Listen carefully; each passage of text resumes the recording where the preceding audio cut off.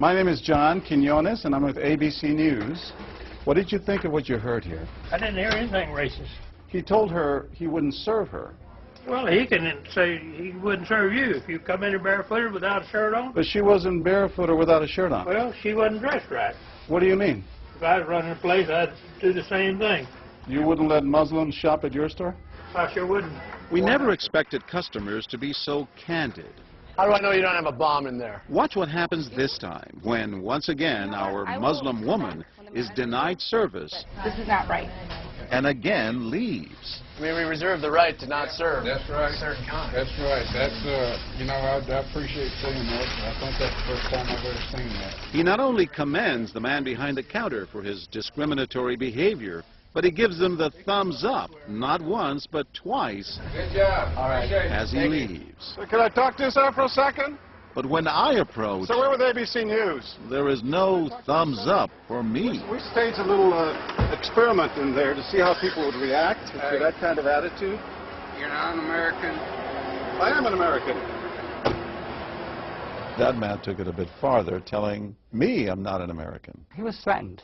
Jack DeVideo is a social psychologist at Yale University. So when we as Americans feel threatened from the outside, we're going to define ourselves in very rigid fashions. Either you're with me, and if you're not really one of me, then you must be somebody else who's against me.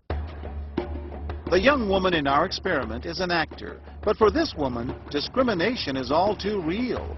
Nahaya Javed helped us design our experiment. Although born in Chicago, she says she's constantly characterized by fellow Americans as the enemy. They always start off with you're a terrorist, a Sama lover, towel head, camel jockey, on and on. While attending college in Texas, she says she continually suffered verbal abuse and has even been physically attacked just because she's Muslim. They assume I'm not from here, and if I tell them I'm American, they're like, no, you're not. Just because you were born here doesn't make you American. And I'm like, so what makes you American? It's a daily battle. Mm-hmm.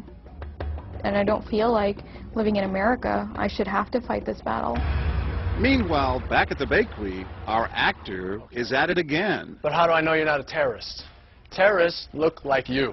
But this time the customers are sympathizing with the Muslim woman. You're a Christian. Come on, leave me alone. Right, I know, but can you blame me? Yeah, I can't blame you, actually.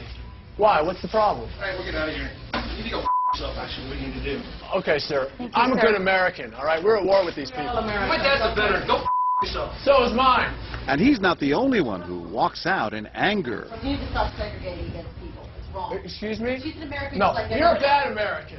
Time and again, people speak out with their pocketbooks. You lost a couple of customers, just so you know. But look what happens when this man threatens to leave. You're not a good American, sir.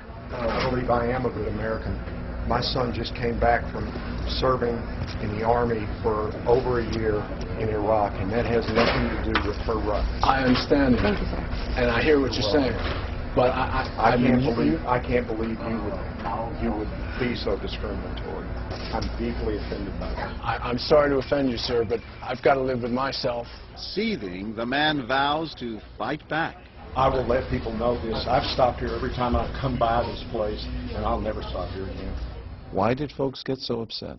They saw an injustice. It's justice that binds us together. It's justice that makes us a society. Any threat to that kind of sense of justice and fairness undermines the entire system. You're really not going to serve her? No, I'm not. Because I'm Perhaps that's why more customers are outraged by our actor's hateful behavior than approve of it. You're not dressed like an American. I don't know But what no you have. one is more persistent than these two young women who can't believe what they're hearing. Take your jihad, take it back out to the parking lot. Excuse me?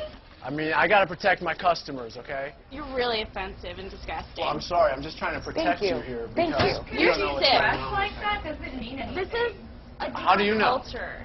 You're These people so are trying to ignorant kill and Americans. disgusting. It is my culture. So you're ready to serve me, but you're not ready to serve her? You're obviously dressed like an American. Big deal. She's Muslim. And unlike the others, they don't just leave in anger. They stand their ground. So you're going to regulate what people wear? Yes, because I Are believe you the the degree manager? of... No, I'm not the manager. Can I speak to your manager? I'm John Quinones with ABC News.